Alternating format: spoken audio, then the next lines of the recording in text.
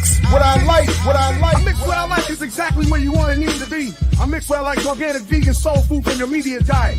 Get healthy. Get healthy.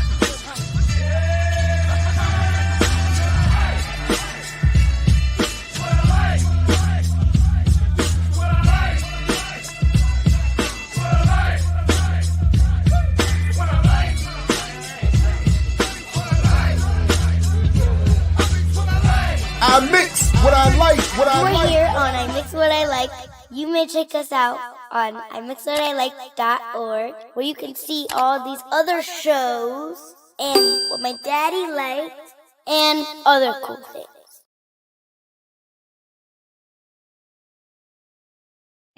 Join in. Right now, we're going back around again, bringing to you those very fine men of song. We want you to know you're free to clap your hands, pat your feet, and let's have a little church. What you say? Amen. Let me hear you say yeah. Amen. Let me hear you say yeah. Hey, you feel it? Amen. Let me hear you say yeah. Hey, you feel it? I say yeah. Yeah. I can feel it. You. Today's agenda. You. That's why I write the shit I write in my rap. Be the first to set it off. You. Go. You. Go against the grain, you better hit me. Yo, we bled in Germany and Vietnam and Iraq. Came home to burning churches and got shot in the back. Shit, Bob shot the sheriff for less. He knew exactly who to give to in the chest. If he heard rap now, he'd be fucking depressed. What Cass yapping about, I am not impressed. That's another matter for another rhyme. I could deal with coward-ass rappers at another time. This rap for rebels, music for killing the devil. In the name of freedom fighters, I rebuke you with metal. It's for all them crackers with the apartheid patches. Candidates who think race ain't important as taxes. It's for 9 lives, worth more than that rebel rag. And all the massacres under American flags. It's to honor the fallen veterans of the struggle. The Vanguard squad always ready to rumble. You can find us in the streets, we bout that life. So the toe with the police, yeah, we bout that life. Defending mine and yours, yeah, we bout that life. Since we got to these shores, yeah, we bout that life. Find us in the streets, yeah, we bout that life. Toe to toe with the police, yeah, we bout that life. Defending mine and yours, yeah, we bout that life. Since we got to these shores, yeah, we bout that life. Stand up, jam the man up. Complete the plan, then dip and clam up. Rise like Bree, man, tough man up. Turn some new keys and free the lands up. Hands up, like you're black on the block. Stop by the cops, open his cameras to watch. Hands up like afros down with Castro. Telling Nixon to lick their asshole. Hands up like you're hungry as fuck. Praying nobody tried to press they luck. Yeah, Black Lives Matter, man, but so does the rent. And what's left from buying medicine, they making a dent. They close down schools like your brain in a stroke. Then they open up a jail like they cutting your throat. They take black life in every way. They just use the gun about once a day. You can find us in the streets, we bout that life. So to toe with the police, yeah, we bout that life. Defending mine and yours, yeah, we bout that life. Since we got to these shores, we bout that life. Find us in the streets, yeah, we bout that life. Toe to toe with the police, we bout that life. Defending mine and yours, yeah, we bout that life. Since we got to these shores, we bout that life. Finished the bid with the tool in his wig. He was schooling COs and had him doing the jig. Who's that? George Jackson, black, ready for action. Ain't a prison yet that could tame the black dragon. Ain't too many rebels that's approaching his levels. He found the keys to liberation in the belly of devils. One of the sharpest, dark-skinned Marxists. One of the system's hardest targets. He was a BGFOG, incarcerated arm of the BPP. Left coast, Soledad to San Quentin. Command post for organizing resistance. I know you heard about his younger brother. They take the shotty round the neck of the judge and burn rubber. I wish they made it like Asada did. He was a revolutionary with no fear of the power grids. Piece of butterfly for the caption. My heroes died in prison. George Jackson. George Jackson. George Jackson. What I write in my rap is documented a minute. Every day of the week I live in it. Be the first to set it off. I mix what I like, what I like, what I like, what I like, what I like.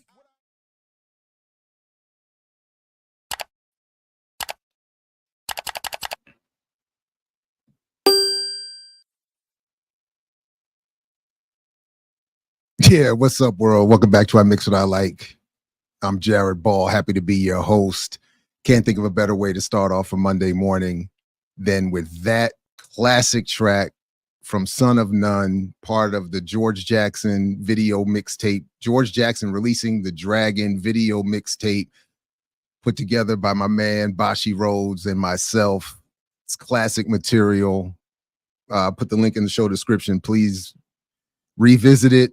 Check it out for the first time if you haven't, and make use of it. Be inspired by it. And shout out to Son of None and all of his comrades up there in Baltimore. So peace and welcome everybody. We are not live, so forgive any confusion, but I'm off to my first day of classes. The semester begins this morning, so we'll have to figure out a way. I'm trying to convince the remix crew to extend to one more. Get that Monday morning remix. But in the interim, please humbly accept my attempt to stand in and provide just a little bit of room for the chat to do its thing on a Monday morning. And again, peace and welcome to everybody who's seeing this live and those who will see it after the fact. Peace and welcome to you as well. So there's a number of things I want to get to this morning related to Black August, financial literacy, and protracted struggle.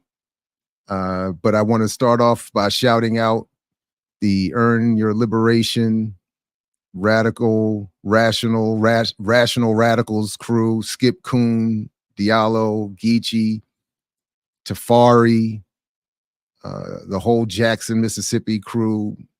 The album release party Saturday night was off the hook. It was off the hook. In fact, there was, of course, the sound. I mean, you know, recording some of the sound wasn't perfect, but you know what? I think I'm gonna. I think we got to take a little look at. We got to take a little look at. I gotta do it. I gotta play. I put a clip together of as quick as I could for I Mix What I Like, and it's Skip Kuhn. I mean, you know, so first of all, I'm out past my bedtime. It's at Urban Foxes, which is a sort of a renovated, pretty big house renovated to become a venue, and had as good a setup as I think you could expect. It was, of course, too small, too hot, too crowded for me. There wasn't a good enough seating situation. I'm past my prime on these things, but it was well worth it. And in the moment I'm going to go ahead and show you here, I said, I titled it the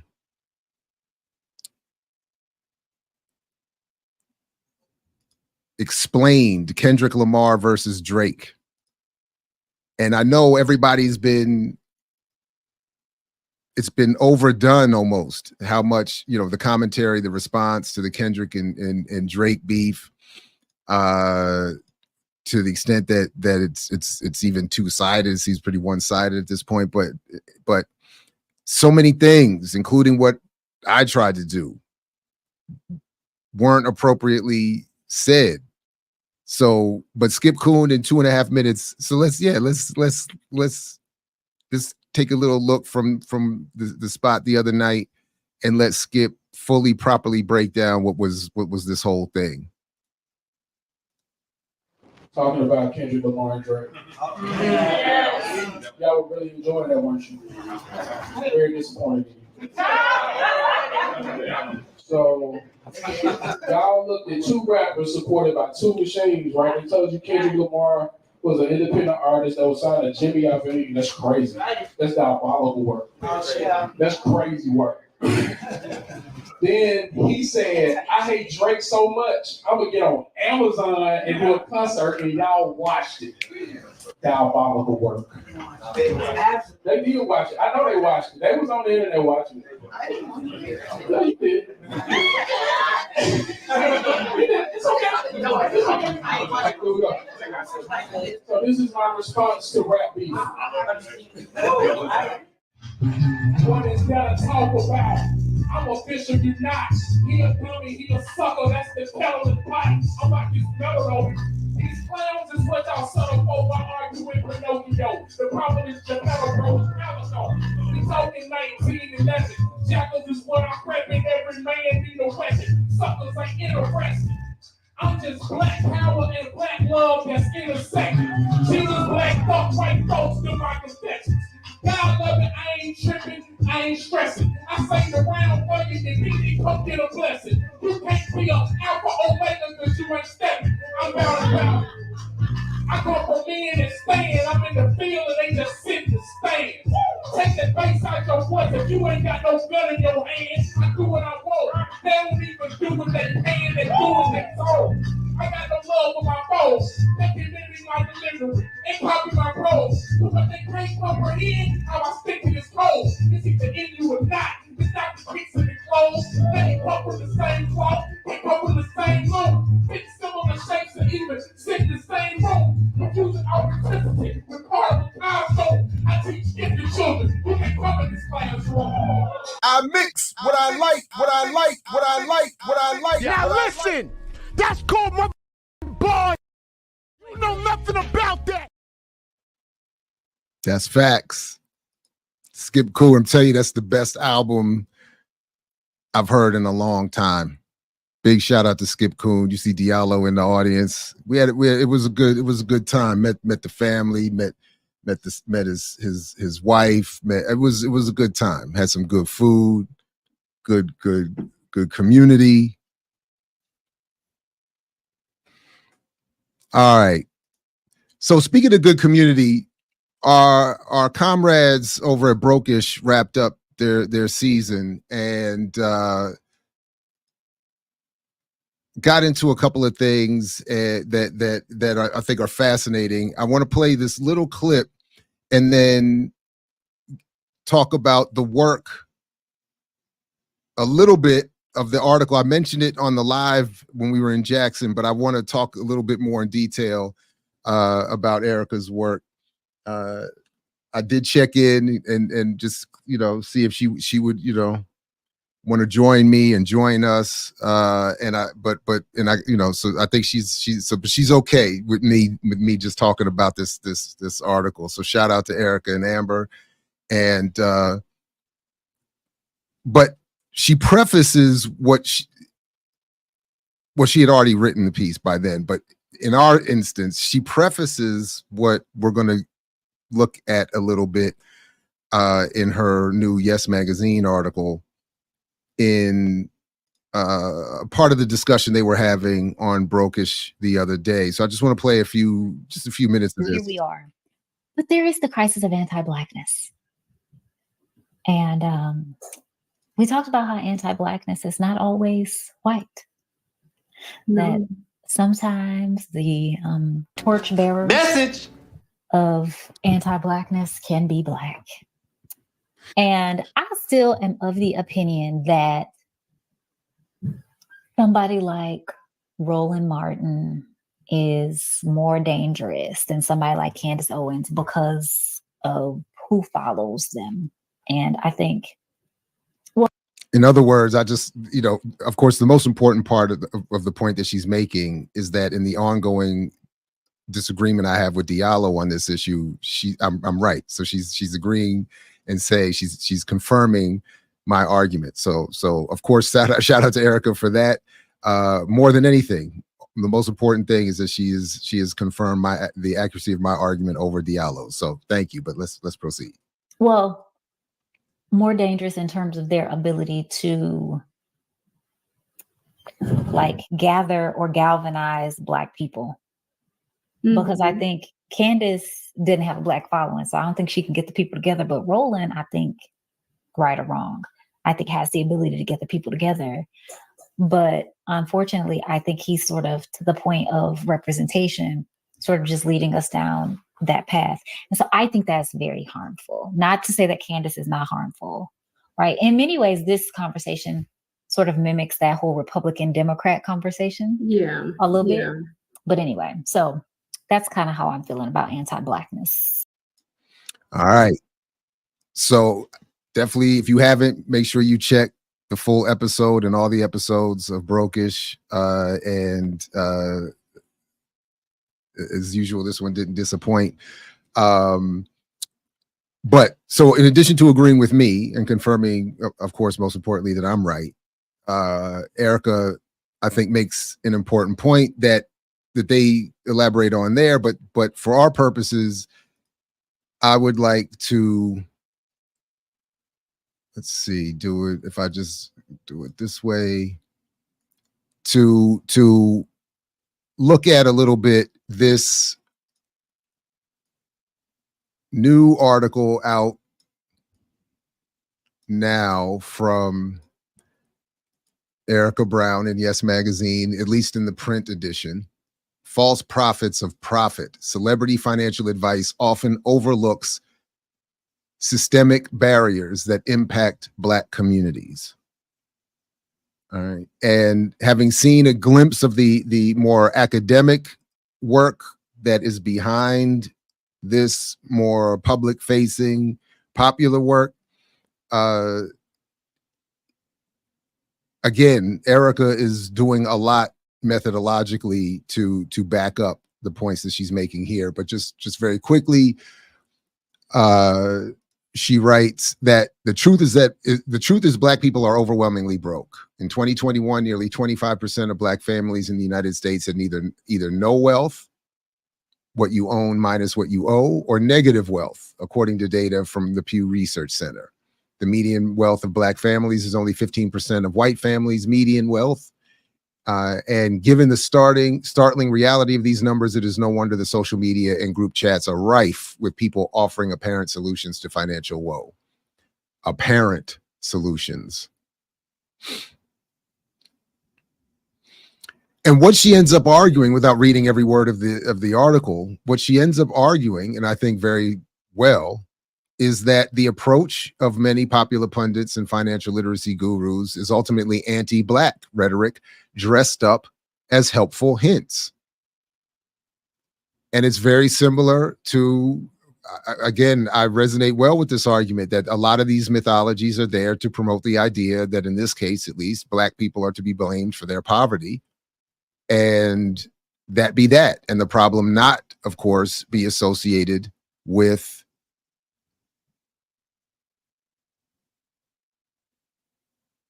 capitalism. All right, that's at least my little spin on what she's doing. And I'm going to pull up here the second, because it's only a 2-page piece in which she does quite a lot. So let me just get the other one situated here. But yeah, so but again, just very quickly, succinctly, in a no introductory paragraph, she's saying, she summarizes the economic condition most accurately.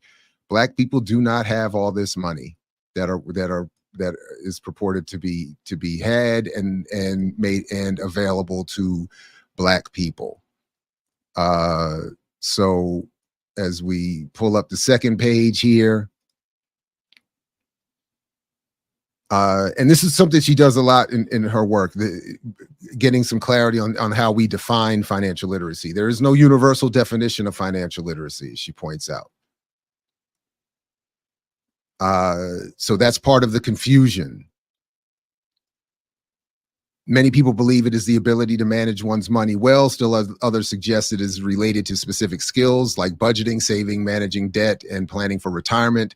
Within the Black community, financial literacy is defined as something that includes investing in the stock market, buying and selling real estate, and achieving the elusive goal of building generational wealth.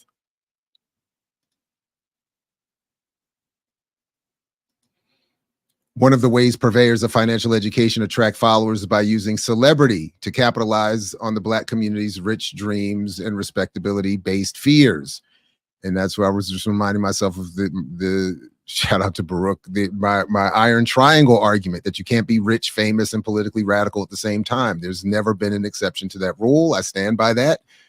And I think this bears it out. There is a politics to celebrity, and celebrity is constructed and must be maintained and redeveloped over time so that stars are in place, celebrities are in place to manage their target audiences. So she talks a little bit, that is, Erica talks a little bit about the Breakfast Club morning show with millions of monthly listeners. She talks a little bit about DJ Envy and Cesar Pena. And then later she talks about Dr. Boyce Watkins. And ultimately, I'm folding in at least her argument here with what she was saying in the clip about Roland Martin, that Roland Martin in his media space, and of course his approach to buying power and trying to attract ad revenue from major corporations, they have to present certain mythologies about the potential of capitalism to solve the conditions and troubles facing Black people. So whether they're getting people into cryptocurrency, or Jay-Z is buying them, you know, as we've talked a lot about around here, the Bitcoin Academy, and I even debated his spokesperson from the Bitcoin Academy, and which just confirms. Maybe I'll put the link back up, but you know, the one he was a part of that Reggie Middleton beef or argument, whatever, and they simply do not understand, or refuse to understand, or willfully avoid honest discussion of how the economy works.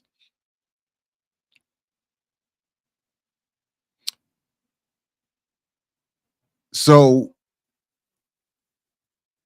and what I like about how she writes about Boyce Watkins, key among them, that is the financial educators, Boyce Watkins, founder of the Black Business School, which is not an accredited program, but a platform where you can buy his courses on everything from hotel management to homeschooling.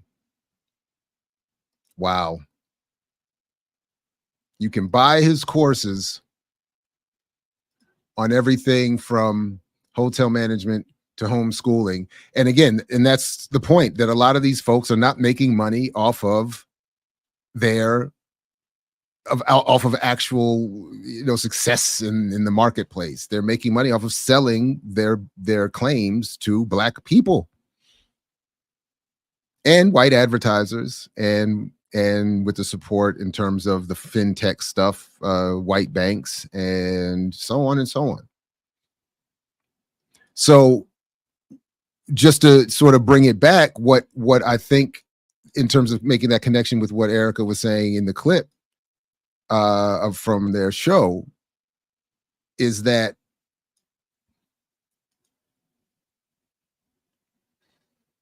these arguments and myths, and not her word, mine, fraudulent approaches to the economy end up, and I'm not accusing them of fraud. I'm saying the approach is fraudulent methodologically. It is a Black capitalist, and as we're gonna get to it in a little bit, Nixonian. It's part of the, what is the phrase that they were using? Oh man. Well, anyway, we'll get to it in a few minutes. But it's part of the Nixonian Black capitalist approach to solving the issues facing Black people. And then it becomes an anti-Black. It becomes anti-Black.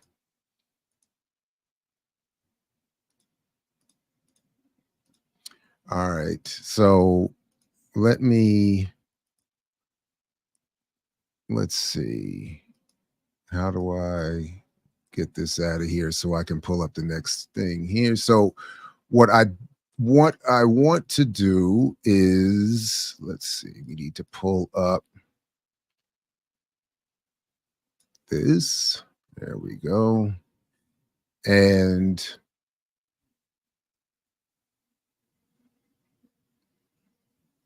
here, this is what I needed to get to. So during the Jackson Live discussion with EYL this weekend, and shout out to everybody who was able to hop on with us real quick. It was not the most well planned. We have to admit that.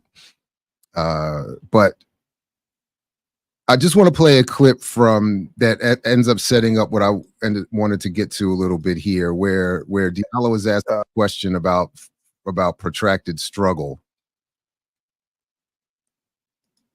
And of course, the link to this will put in the show description. Make sure it's on the channel. Please do check it out if you like. It was a good time. Check this out here. Where Total Revolution is saying, I assume Diallo does not think protracted people's war is possible in the U.S. That's your second question. The second question.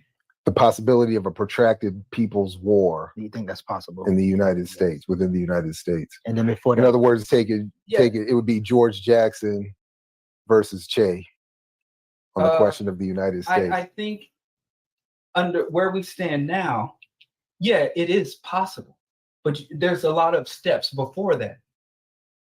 You know, there's so many steps. So revolution is a process. It's not an event. So the groundwork has to be laid, and the conditions that the United States has several choke points, and it is very vulnerable. And then you don't have to ask me whether or not an sustained armed resistance is possible in the United States. The State Department, the FBI believe it is. And they've been and trying to preemptive. You know, we think preemptive strikes started with George Bush and the illegal genocidal invasion of Iraq and Afghanistan. Preemptive strikes started with the so-called founding rapists. I mean, the founding colonizers. I mean, the founding genocide, the founding fathers. So the history of the United States can be described as an ongoing one-sided class war, where the elite, there's this concept called elite panic. The elites, there's this concept that militants in general, and Black militants specifically, are paranoid. Oh, you always think everything's against you. The most paranoid class in this country are the economic elites, followed by the political class. They are the most fearful, paranoid, skeptical, and violent and all that class, because they fear it more than we aspire to it. So yes, it's possible, but there are so many prerequisites and preconditions that we have not yet implemented. So right now, today, no. But are the conditions, the resources, and the people, and the discontent, and the contradiction and corruption here? Yeah, it's all here. Briefly define militancy then. Well, I'm going to give what I call a functional operative, not a formal definition. All right. So definitely, if you want to hear Diallo's definition of militancy and more of that discussion, please do check out the rest of that discussion. It was a good time. In the meantime, I wanted to hearing that discussion sort of in the moment piqued a little bit of a memory, and then something that I thought we could get to here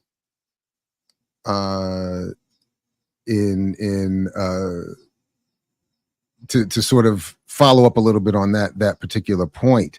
This is Black August, of course, and one of the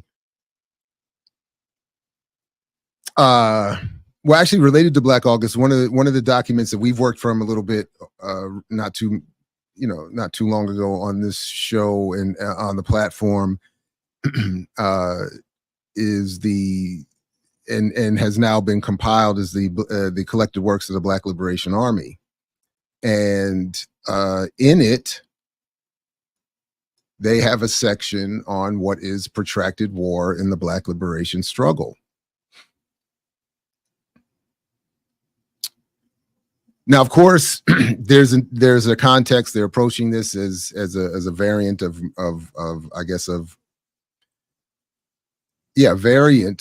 Marxist-Leninism, with the Black colonial, settler colonial, internal colonial situation set forth primarily, and which we can come back and talk a little bit about. It was fascinating to come back and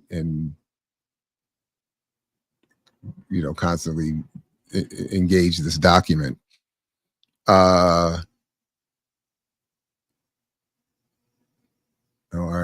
yeah, okay. So in this section, and I think any excuse to come back to this document is a good one. But in this section, what is protracted war in the Black liberation struggle? If the nature of the crisis of the system of oppression is protracted, that is drawn out over a considerable period of time, then our struggle to defeat this exploitative system and acquire self-determination is also protracted in nature.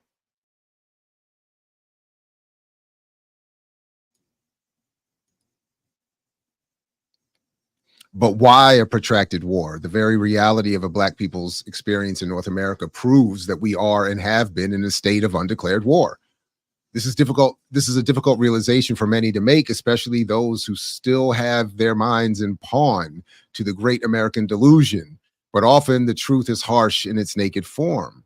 The nature of this war assumes many different guises, sometimes overtly violent, sometimes economically restrictive, and still other times socially repressive.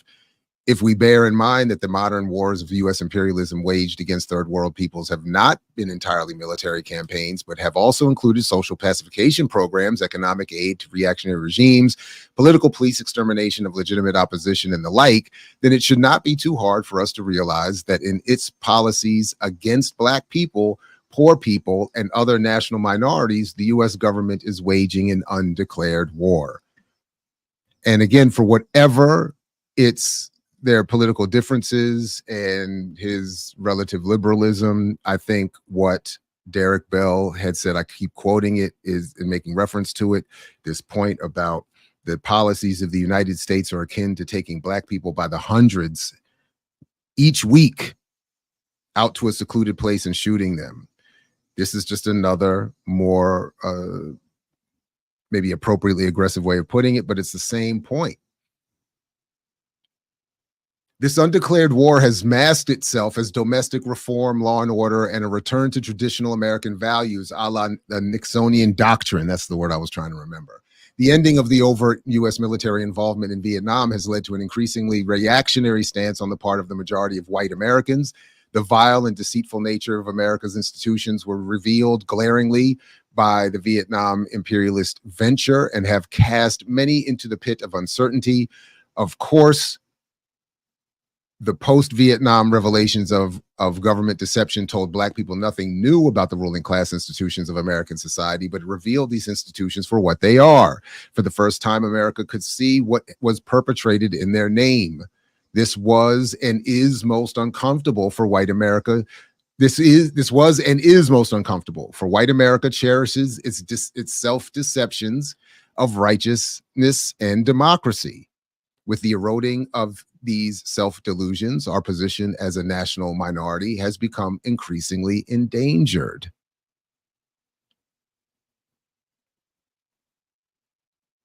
In addition, the exploitative relationships of capital are approaching their limitations.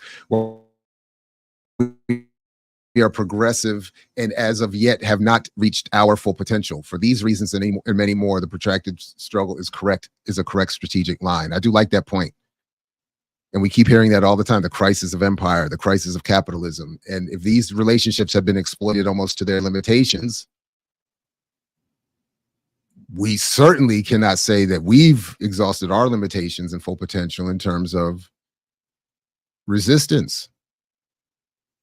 Protracted struggle is the method of that shuns bringing conflict to one decisive showdown. Instead, it seeks to wear down the enemy, force him to utilize all of his manpower without securing a decisive victory against us, while the revolutionary forces increase their strength and raise the people's awareness in the process. Protracted struggle aims at increasing the social burdens of the oppressor, while these same burdens are the catalyst for the masses organizing themselves. In short, protracted struggle is the process by which the enemy is weakened, demoralized, and made politically bankrupt until the levels of our respective strength are tipped in our favor.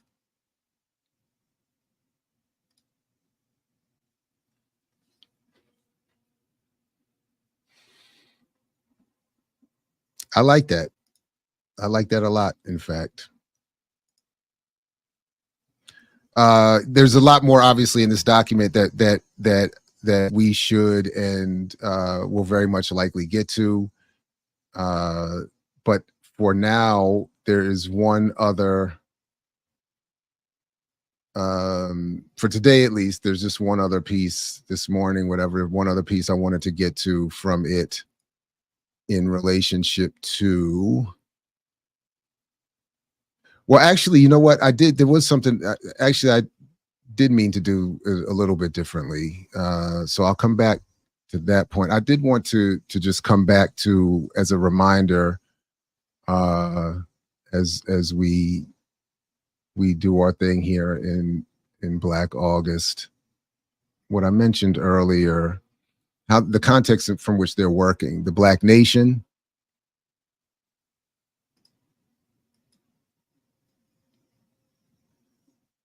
the nature of Black revolution. As Black revolutionaries, we recognize the existence of the Black nation and diaspora. That is to say, we hold that the tens of millions of Black people scattered throughout the American industrial centers to constitute an oppressed nation, a colony.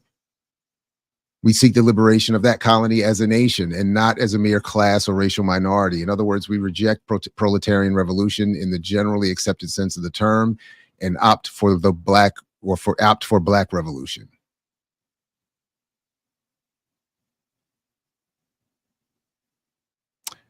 So yeah, I just wanted to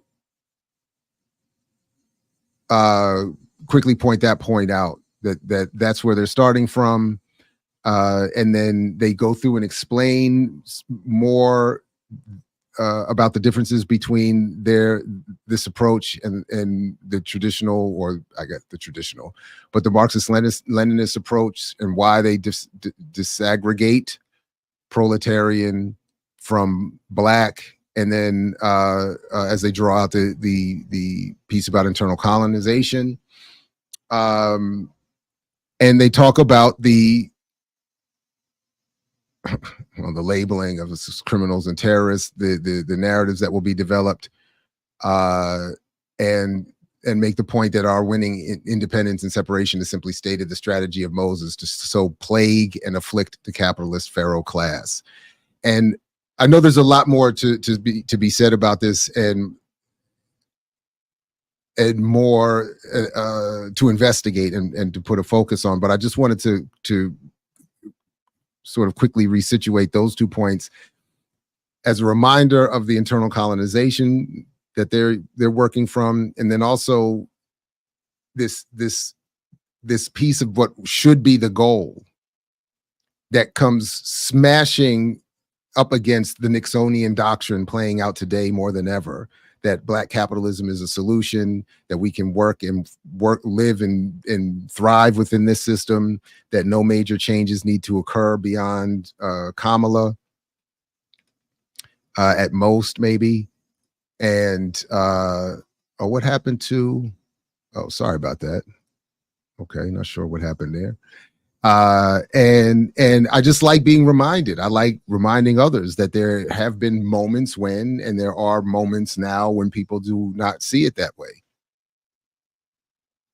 and look at our role in here as becoming more of an insurgency, something that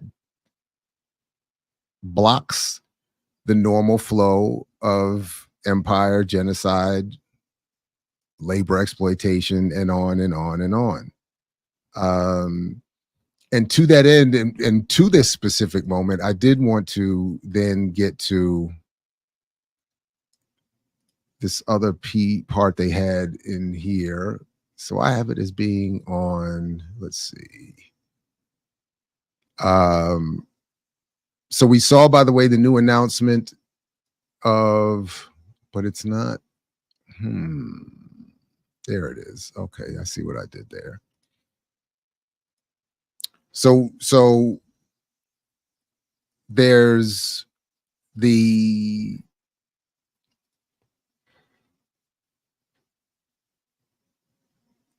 (2024) elections coming up in the United States. There is of course, the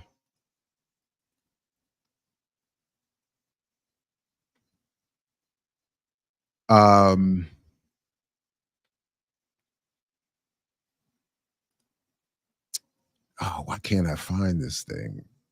Where did they there's, of course, the Claudia and Karina campaign for the Party for Socialism and Liberation. And then we just saw that Jill Stein announced, oh, I like, the New Arab is pointing out that Jill Stein announces a Muslim convert, Dr. Butch Ware, as VP running mate, who was just announced. And I just have to admit, I do not know much about the brother, and but I am interested. Oh, I see my screen is still, but I'll just pull. Let me just share this before I fix that.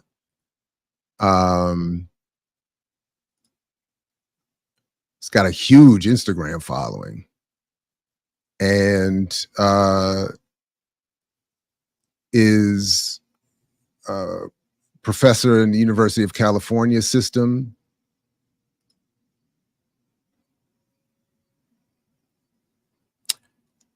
And so I'm interested, put in the comments what you think about this, and if this changes anything for you, and if you know anything about the brother, maybe in I don't know if we'll end up getting an interview at some point, or if someone else on the platform gets an interview, but I'd be very interested to see and hear more from him. And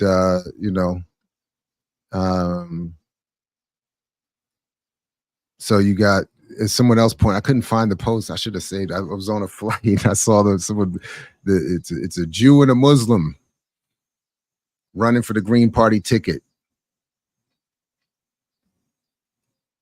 It's a beautiful thing. We're making advancements.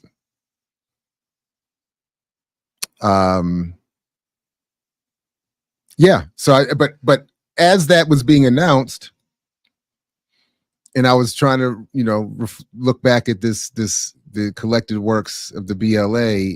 I did notice this part here. Okay, wait a minute. That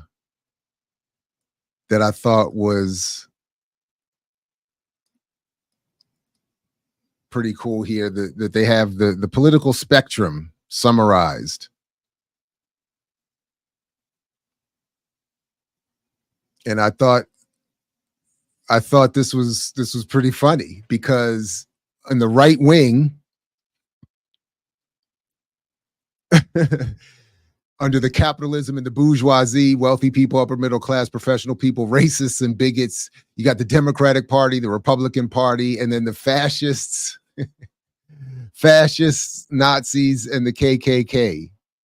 So I loved how they did that. These are all the right wing. And I'll let the chat in the comment section debate the BLA on this. The lack of distinction being made. And then over here, the right center, the Nixonian doctrine, black capitalists are the right center right. Right over with labor leaders, which is deep. That's social democrats, liberals, and moderates. That's all the right, center right. The left center left, civil rights orgs, NAACP, and labor unions. So I think that's interesting. The labor unions are slightly more left than their leaders, right? And then the actual left, socialism, black people, poor people, third world peoples, communist parties, socialist parties, anarchists, and radicals and militants.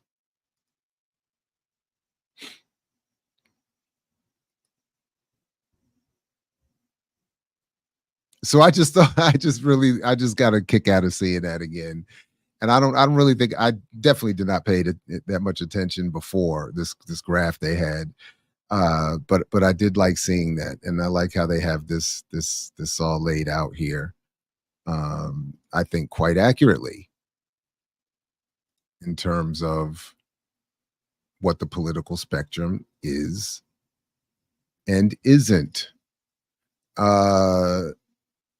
And again, quite in distinction, quite distinct from what we often get in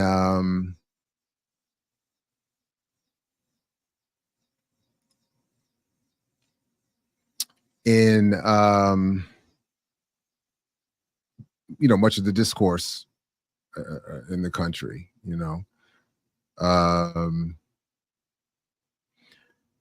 know what? I didn't. There was something else I meant to. So what I'm going to do is, yeah. So all right. So that was that part. Now I want to, let's see.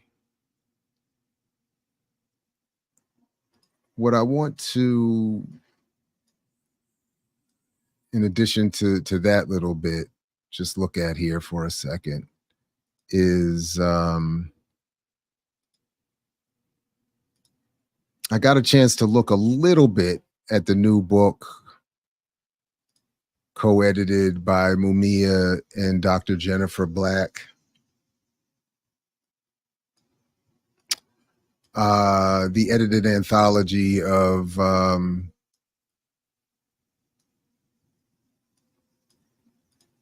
is it doing it? Prison Writings, right? I'll get the exact title here in a second. No, that's not what I want. But and actually, what I should have done is, and we'll have to get to it, is I meant to do it, and I just forgot until I just saw that I was sitting right here. Is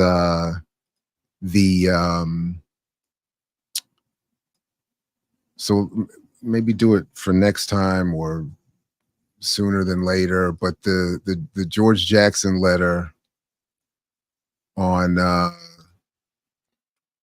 United Front, because I know that's been the topic a lot lately. But what I was kind of drawn to in the immediate was this essay from someone I had actually been supportive of for a long time. I don't mean to talk about it in the past tense, but I just,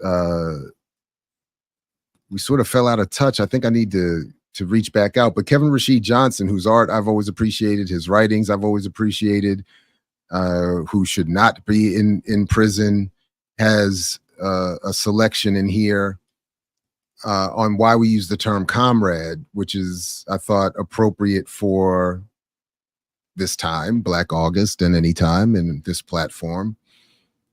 And I'll put the link to his website where you can find information on how to support him.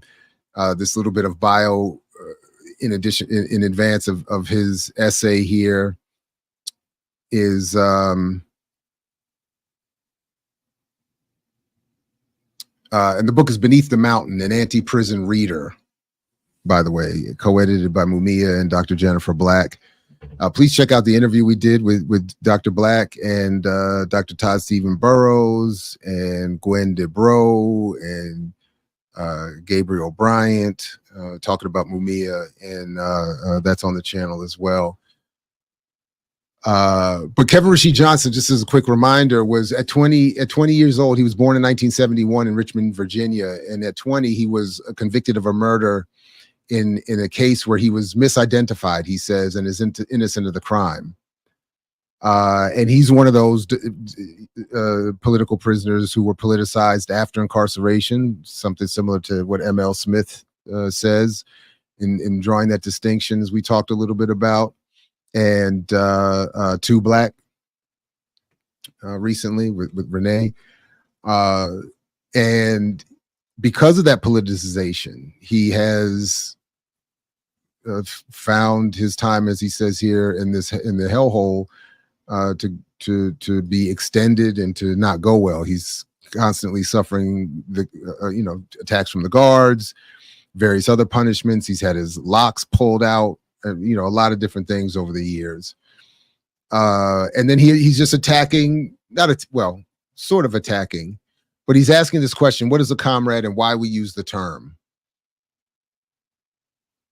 The concept of comrade has a special meaning and significance in revolutionary struggle. We have often been asked to explain our use of this term, especially by our peers who are new to the struggle, instead of more familiar terms like brother, homie, cousin, dog, nigga. Foremost is that we aspire to build a society based upon equality and a culture of revolutionary transformation. So we need to purge ourselves of the tendency to use terms of address that connote cliques and exclusive relationships. A comrade can be a man or a woman or of any color or ethnicity, but definitely a fellow fighter in the struggle against oppression. So unlike other terms that we often claim we've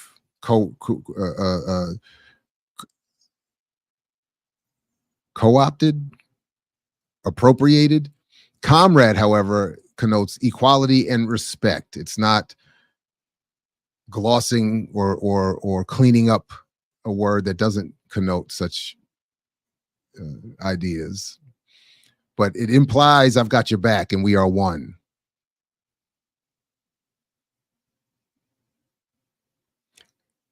Later, he says, conscious use of the term comrade instead of the many disparaging terms of address popular today explicitly connects all people as humans and equals. It reminds us of our interdependence for survival, promotes relations of equality, friendship, and camaraderie between all oppressed and exploited people. It expresses the unified outlook of the proletariat, and it will promote a change in people's outlook and thinking.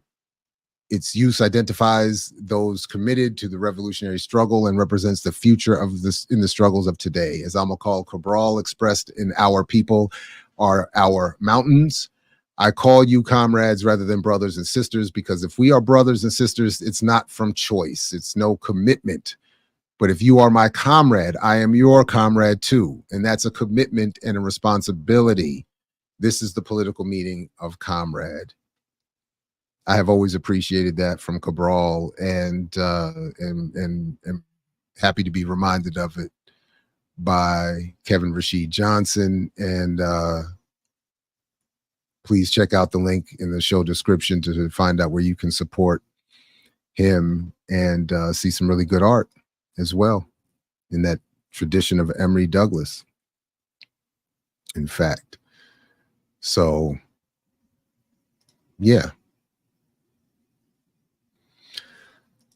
And a little bit shorter than normal, but that's really it that I had for this morning. Just wanted to again offer some space for the chat to gather, and I hope I've at least achieved that goal, albeit a little bit shorter than normal. We can maybe use that to call again for the remix crew to find a way to extend themselves to Monday mornings. Otherwise, we're lining up something very special. It will, of course, have to be pre-recorded for next week. But in the interim, I am lining up something very special.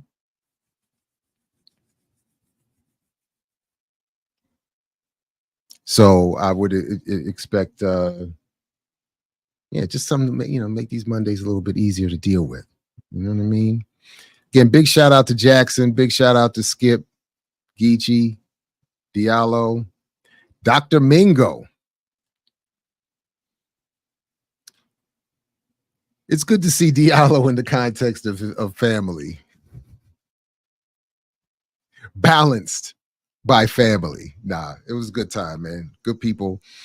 Tafari, shout out as well. Took some great photos. Got one up on my Instagram now. Good to see him again in person. It's been a very long time. And yeah. In fact, did you see this photo? This joint is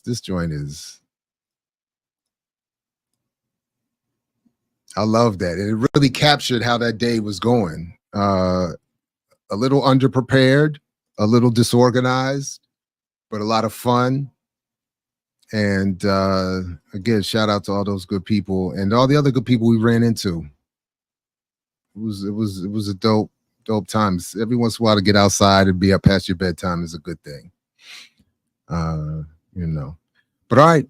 Please like, share, subscribe. Please continue to support our Patreon. We got new stuff coming up, exclusive content, first look content. So please, as we try to figure out this permanently demonetized, so we got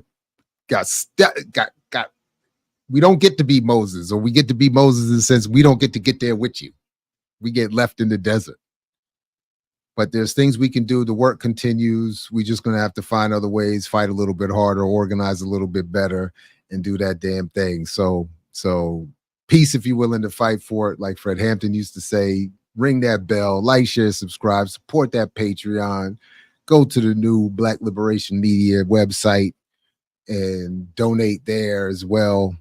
And yeah, have a good day, everybody. Catch you next time right here at I mix what I like, what I like, what I like, what I like, what I like. What do you sacrifice? Calm, kindness, kinship, love. I've given up all chance at inner peace. I made my mind a sunless space. I share my dreams with ghosts. I wake up every day to an equation I wrote 15 years ago for which there's only one conclusion. I'm damned for what I do. My anger, my ego, my unwillingness to yield, my eagerness to fight, that set me on a path from which there's no escape. I yearn to be a savior against injustice without contemplating the cost, and by the time I look down, there's no longer any ground beneath my feet. What is my sacrifice? I'm condemned to use the tools of my enemy and defeat them. I burn my decency for someone else's future. I burn my life to make a sunrise that I know I'll never see. Now, the ego that started this fight will never have a mirror or an audience or the light of gratitude. So what do I sacrifice? Everything, everything, everything, everything. I mix what I like, what I like, what I like, what I like, what I like.